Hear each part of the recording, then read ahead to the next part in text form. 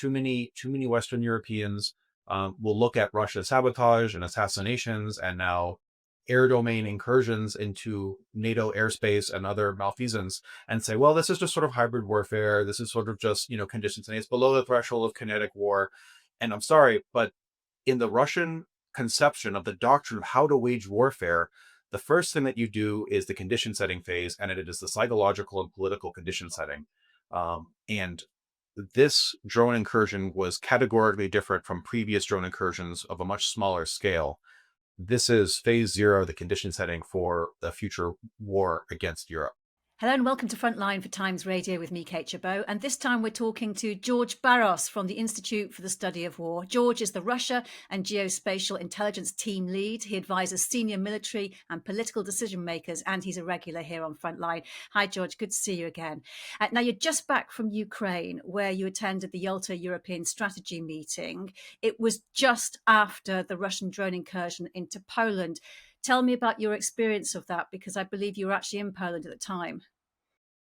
Thanks so much for having me once again, Kate. Look, I was in the sleeper car of the train in the late nights of when the drone incursion occurred, so I'm not exactly sure where they impacted. I didn't hear it. I didn't experience it. I learned about it when I arrived at the train station in Kiev at about 5 in the morning. But I have some thoughts about this incursion. Look, that was an act of war, full stop, and it is not simply another incursion. This is, in my assessment, the phase zero of the Russian war against Europe. It's not helpful, I think, to categorize that sort of activity as being under the moniker of hybrid warfare, because can't believe too many Western Europeans will look at Russia's sabotage and assassinations and now air domain incursions into NATO airspace and other malfeasance and say, well, this is just sort of hybrid warfare. This is sort of just, conditions, and it's below the threshold of kinetic war. And I'm sorry, but in the Russian conception of the doctrine of how to wage warfare, the first thing that you do is the condition setting phase, and it is the psychological and political condition setting. And this drone incursion was categorically different from previous drone incursions of a much smaller scale. This is phase zero, the condition setting for the future war against Europe. I'm really interested that you say that this was an act of war, because you've gone further than anyone else that I've spoken to about this. They're even debating whether it was an attack or not. Why do you say it is an actual act of war?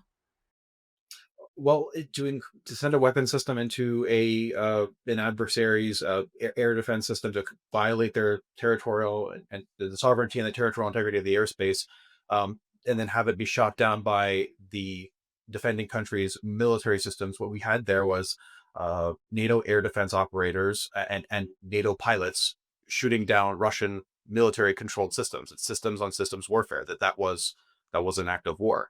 I'm not sure if it requires any more explanation about that.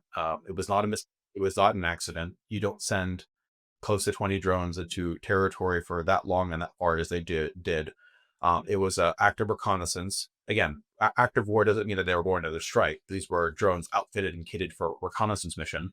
But to conduct a reconnaissance and penetrate an enemy air defense system and then have them be consequently shot down by fixed wing aircraft, I mean, those are acts of war. And Poland's foreign minister has now suggested that NATO aircraft should be authorized to shoot down drones heading its way over Ukrainian territory. And President Zelensky is again pushing for a no-fly zone, all extremely problematic politically. Is there any chance of this happening? Look, uh, let's not get wrapped around the axle. Put the horse in front of the cart here. That proposal is fraught. It has benefits, it has merits, but what you're consigning the Western backers that would get involved in supporting an air defense bubble somewhere in Western or Central Ukraine is you are consigning Western forces to get involved in acts of war against the Russian Federation in the theater of Ukraine.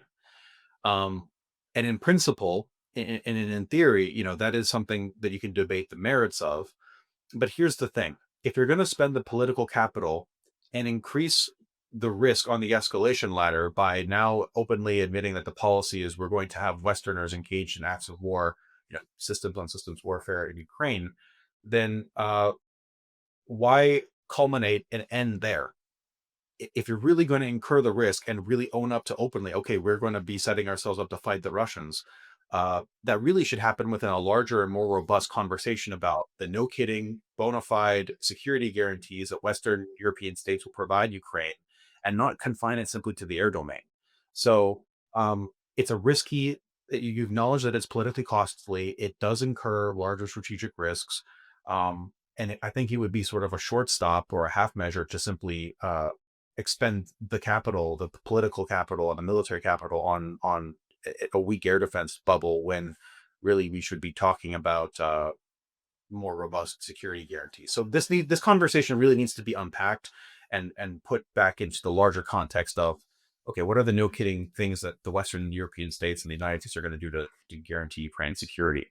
And to that point, then, this launch of Operation Eastern Sentry in response to that incursion, where does that fit in exactly? And how do you think Russia is going to actually probe the deterrence effect of that? So it's a good response that we're doing Eastern Sentry. It's a good thing that we're holding up the shields. Look, Europe needs to prepare for large scale combat operations against the Russian Federation. Um, I think the deterrence needs to come sooner and faster. It needs to exist beyond the air domain. We need to be talking about ground forces too, because candidly, I'll be very candid with you, Kate. There's too many, I think, NATO thinkers and too many Western European military thinkers and political scientists who entertain the hypothesis that the Russians will need 3 to 5 years to reconstitute after the war in Ukraine is over, and therefore Europe has a lot of time to think about and get its affairs in order. And I think it warrants a rigorous interrogation of an alternative hypothesis. That hypothesis is that when active fighting ends in Ukraine, Europe must be prepared no later than 12 months to be prepared to deter and unnecessary defeat conventional military operations on NATO's Eastern Front. And timeline, I think, is a lot less favorable. And I'm prepared to argue for why that's the case. But it's good. But we really need to get much more serious about this in all domains: land domain, cyber, information warfare, etc. I detect a real sense of impatience and frustration from your side here, George. And you've just been at this 2-day Yalta European Strategy meeting in Kyiv, a security conference which is attended by more than 800 leading politicians, diplomats, businessmen, servicemen, analysts, etc. More than 30 countries. What was the mood like there? The mood was positive. At these sort of European security conferences, a lot of it is positive, good brouhaha, talking about positive things that are being taken. Um, the they're these major political conferences. It was a lot of good feelings and good vibes, and we're going to support Ukraine. I'm sure the sidebars were much more candid and much more productive. My sidebars and side conversations were more productive. I'm very curious. I'd love to be a fly on the wall and hear what the various different principles spoke about when it came to security guarantees for Ukraine, supporting Ukraine.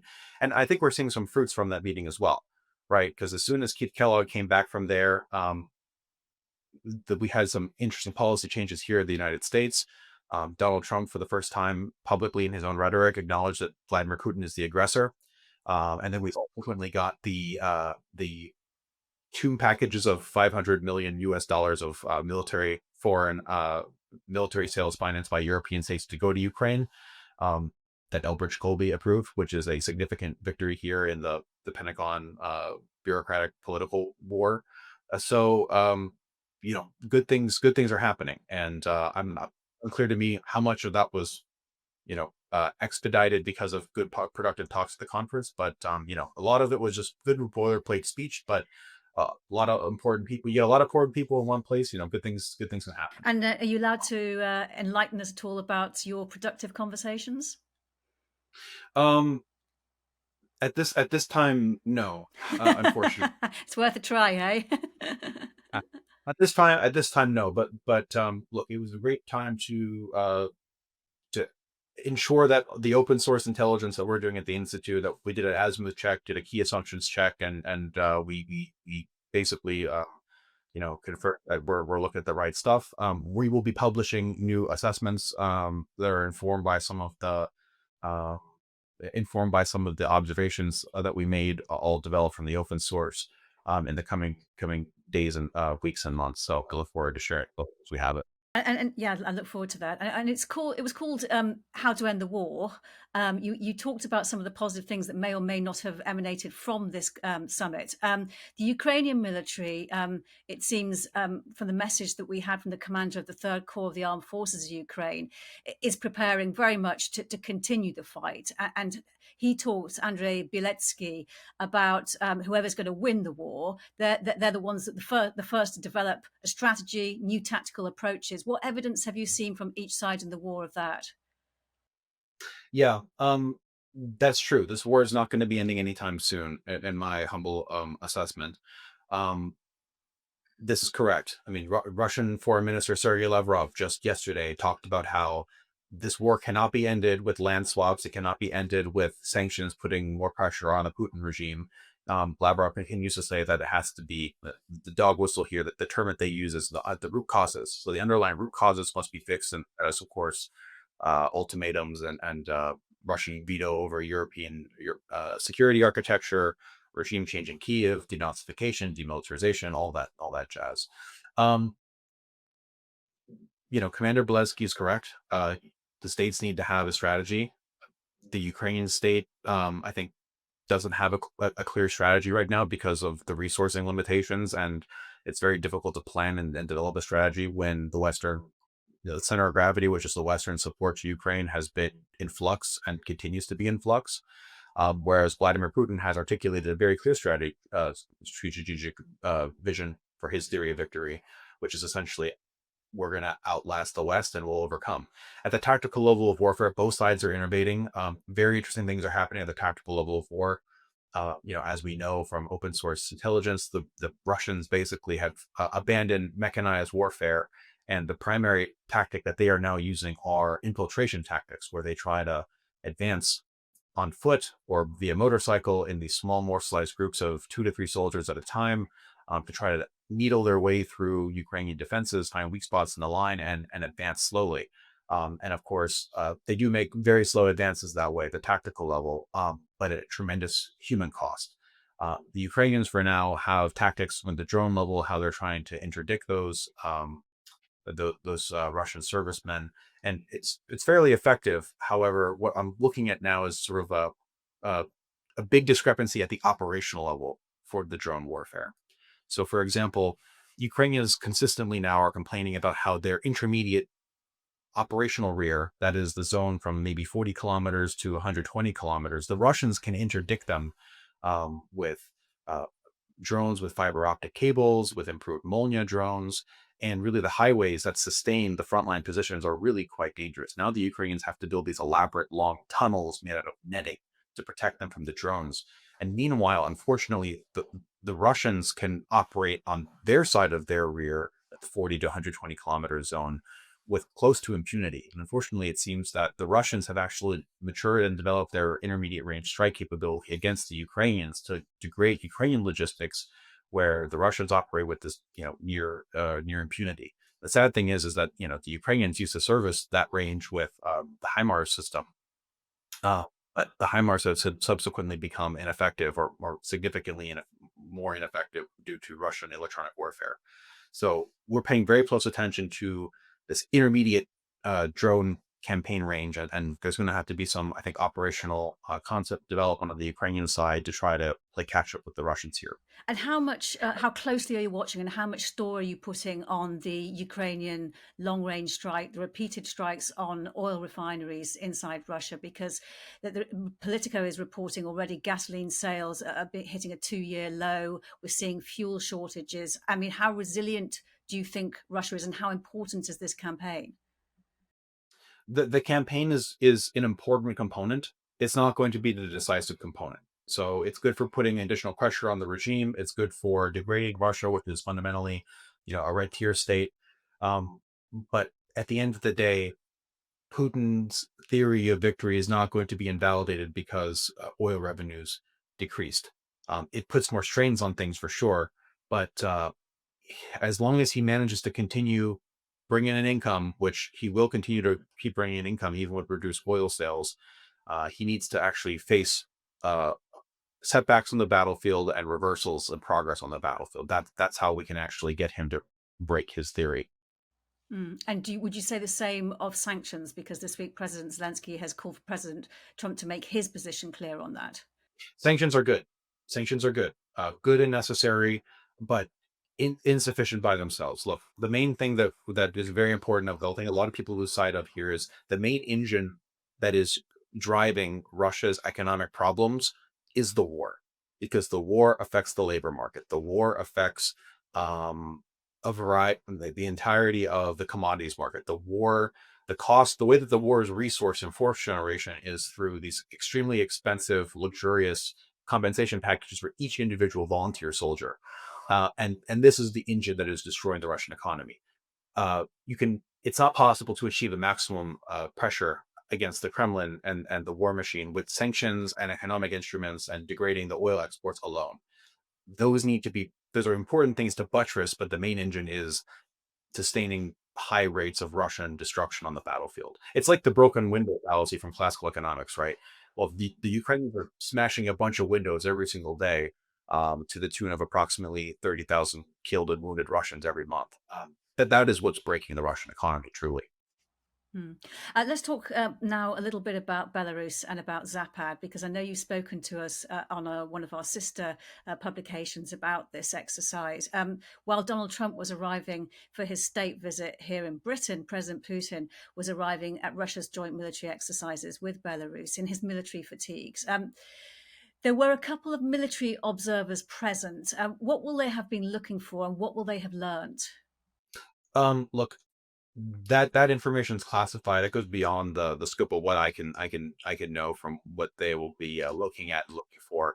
And notably, Zapad occurs in both Russia and in Belarus, and the American observers, as far as I'm aware, were invited to attend some of the events, not all of the events, in Belarus, none of the events in Russia. So the scope of what they were able to see, to me, is unclear, and I really, it goes beyond the limits of what I can see. Um, what was interesting about this exercise, was this is the first time that the Russians conducted the Zapad exercise after having morsalized their command and control for NATO's eastern flank. There used to be a monolithic Western military district spanning from the Russian, basically starting in the Russian close to the Arctic near Finland, going all the way down to Ukraine. And there was one big command body there.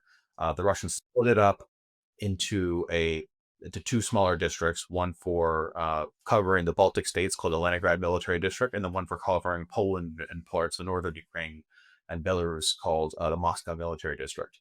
And it seemed that the Russians were practicing rejiggering the command and control relationships, given that they dissolved the previous monolithic structure that was interoperable with the Belarusians. And this time they were doing exercises through the Moscow Military District, operating with the Belarusian Armed Forces as part of their combined joint force that they have there. Interestingly, as well, however, the Leningrad Military District got in on the action as well. We had Baltic Fleet exercises as well. We had some Leningrad Military District elements exercising as well. So it kind of, in some regards, also looked a little bit like what the former Zapad exercises looked like. But again, this was a smaller exercise. It was less intense than the 2021 instance because, of course, so much of the Russian combat power is tied up. So um, they continue to be interesting. What I'm not particularly thrilled about is the foreign participants that went in, not as observers, but as actual exercise participants. So, for example, India sent a contingent of soldiers that exercised with the Russians, outside of Nizhny Novgorod and Moscow. Other countries as well sent some participants, and that's quite unfortunate that even now, despite all of Russia's war crimes and malfeasance, it still manages to attract foreign participants to go and exercise with the Russians. And why do you think India sent its participants to this exercise? Well, as you know, in India and Russia have a historic fraternal relationship going back to the Cold War, and common themes and camaraderie around themes of anti-colonialism and that sort of thing. They have strong military technical cooperation. The Indians buy a tremendous amount of Russian military equipment and hardware. They have for a long time. Um, the United States has been trying to compete and break into that market as well to try to wean them off of Russian military supplies. But They're a historical good weapons producer. They like to cooperate in this field, and um, to President Trump's chagrin, Modi and Putin unfortunately do have a pretty good rapport, and they have a fairly strong relationship. And this is the sort of decades long bond that's extremely difficult to break. But fairly small numbers, right?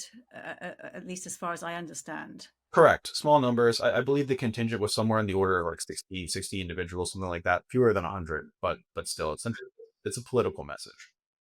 And you said of Zapad, you'd be wanting to know where the troops went, what they did, what drills they undertook, and how many of them went home. What have you learned? What answers do you have? Sure. The readouts have been scrubbed and they're fairly generic, but the Russians did the thing that they usually do, but on a smaller scale. It's a simulated, defense media engagement, uh, simulated counterattack against NATO forces. I don't think I've read this yet personally, but it likely also included the use of simulated use of either intermediate or other nuclear weapons against NATO. This is the standard stuff that they do in the command staff exercises. I've not personally observed any readouts that suggest they were trying to do any very small scale low unit integration, doing combined battalions or combined companies as the Russians and Belarusians have done before. Doesn't mean it didn't happen though. We do know that before 2022, the Russians and Belarusians were very aggressively trying to integrate their units down to levels far beyond anything that NATO units do, taking essentially 100 or 150 odd some Belarusians, 100, 150 odd some Russians, putting them under a single company or battalion commander, that having them operate as a single unified unit.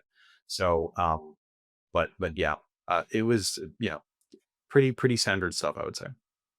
I haven't actually seen any pictures when Putin arrived at Zapad of General Gerasimov with him as chief of the general staff of Russia's armed forces. You might have expected to have seen him there. Is there anything to read into that, or is that being overblown?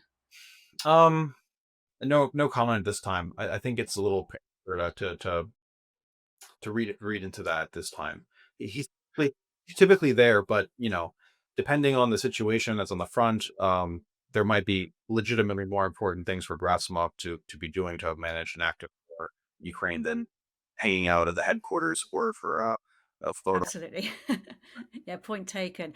Interested to know what your thoughts of how Zapad 2025 fits into Putin's strategy towards Belarus and whether it's advanced that strategy. So look, Russia is on the cusp of effectively completing the annexation of Belarus. I would argue that it's effectively done in many regards.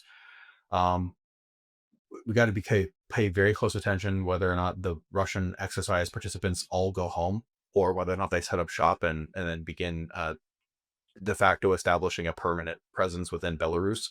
So that'll be an important thing to look out for over the coming weeks.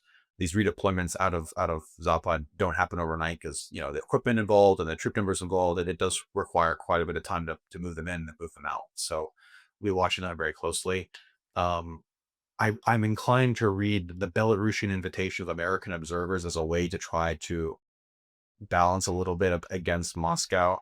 However, I think that seems to be a fighting battle. And bottom line up front, um, Belarus is basically in its final kicks and thrusts and trying to retain what little bit of its sovereignty still exists. But the Russians have really beat us all to the punchline there. And we here in the West, we need to plan with the assumption that we should basically treat Belarus, its population, its borders, and its resources as effectively being a captive nation as it was during the Soviet period and effectively an extension of Russian state power. And yet, the US is, according to the envoy to Belarus, wanting to normalize relations with Belarus and has recently just started to, it's reported, to lift sanctions on its airline. I think that's a mistake, candidly. No, no, no, no, no. I think it's true. I think it's true that there's a strange effort in the administration to try to normalize ties with Belarus and lift sanctions on Belavia, the Belarusian state airline. I think that's a mistake to give Belarusian sanctions relief because the Russian and Belarusian economies are integrating. They're trying to get to EU level common market integration. We know for a fact that the Russians and the Belarusians have legal documents and roadmaps for developing a resilient Russian economy that can sustain sanctions and help the Russians procure microchips and electronic components that they need. And, you know, we know how bad the state of Russian commercial and military aviation is now due to sanctions. Lifting sanctions against the Belarusian airline that can then procure airline components that will then certainly be shipped across the land border to Russia is Completely the opposite of imposing sanctions on Russia, isn't it? correct. It's self-defeating. If you're gonna maintain a sanction regime, you have to therefore treat all the states that are actually in custom unions with Russia as part of the sanction regime, because otherwise it's extremely porous. So just to go back to the military situation, how close? I mean, I know President Lukashenko is at pains to keep control and leadership of his military. How close do you think Putin is, though, to assuming Belarusian soldiers under Russian command? That's the million-dollar question. Um, it's conditional. In the non-existent universe in which NATO goes on the offensive and attacks Belarus or Russia, they have the doctrine and everything figured out. It's very clear what happens. The Belarusian military in its entirety and the Belarusian general staff is operationalized under the Russian Moscow, likely now Moscow military district commander, and all the commands come from the Russian general staff in wartime. Um, there's a question now about, does Putin get to exercise that same level of control when it's Russia that declares a war? Um, or can they exercise a level of control outside of the confines of wartime? Because that still, in principle, requires a political decision from Minsk. And um, in many regards, one could argue that that's a distinction without meaning. It is. I would argue that it can be a distinction with meaning. But look, in any major war between Russia and the West, God forbid it ever happens, uh, the Russians will likely attempt to operationalize the Belarusians. They will use information operations to characterize Russian aggression as a defensive war. The Belarusians, by the way, and Lukashenko himself humor that information operation all the time and support it. And so I think in any sort of major operation, we should certainly assume that we should consider the Belarusians to be part of the adversary force. Mm. So, as we speak, Donald Trump is in London. We haven't had the results yet of his meeting or any talks he's had on Ukraine with Keir Starmer, because we're talking on Thursday afternoon. Um, I'm just wondering, when you take a step back now, what is your overview of where we're at with the war? And do you have any cause for optimism, or is the actual only optimism the fact that perhaps these new Trump administration agreeing of the first US weapons aid package to Ukraine is perhaps the most under this administration is perhaps the most positive thing that's happening at the moment? So, couple causes for optimism. Number one, Russian tactical level warfare is not maturing and is not getting better. So they're using infiltration tactics. It's 2 or 3 guys at a time. They advance at a foot pace sort of rate. This is a form of warfare which is fairly predictable. How to defeat it at the tactical level of warfare is fairly straightforward. It then just becomes a question of resourcing, force generation from the Ukrainian side. These are all very solvable problems. So from a military science perspective, which is good and encouraging. That is to say, the Russians are innovating, tremendous new sophisticated tactics that really give them an edge in ground warfare. Um, the most damaging thing the Russians are doing these intermediate range drone strikes that we spoke about. But that's a good sign.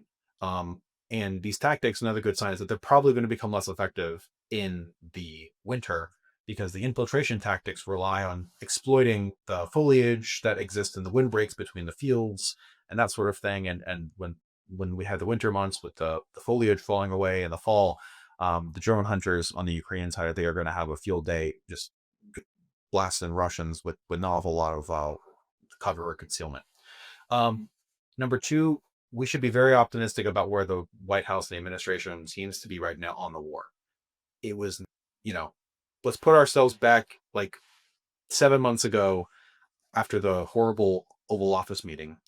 Um, in late February, and then put ourselves and situate us where we are now, where we got, mineral deal signed. We figured out a mechanism through which the critical American aid can keep flowing to Ukraine. This time is for military sales financed by Europe. this is really important and a major achievement. We could have been looking at a much more dangerous scenario where the United States basically says, like, we're done, we're out, Europe, enjoy your war. Um, this is not how I would have done it necessarily, but this is quite good. And most importantly, I think the White House is starting to better understand that after having spoken with the Russians for half a year now, they understand Putin isn't interested in a deal. Land swap's not going to work.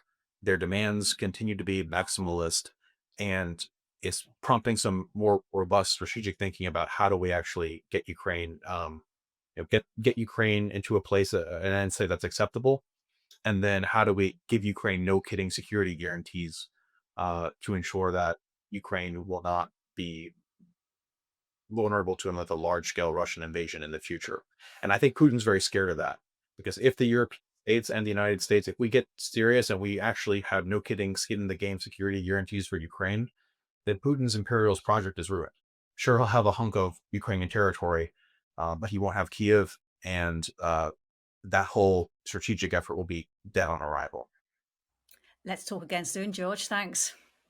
Thanks for having me, Kate. Good to see you as always. You've been watching Frontline for Times Radio. If you'd like to know more about the war in Ukraine, you can subscribe and sign up for a membership. You can also get more analysis by listening to Times Radio or read thetimes.com. But for now, thank you for watching. Bye-bye.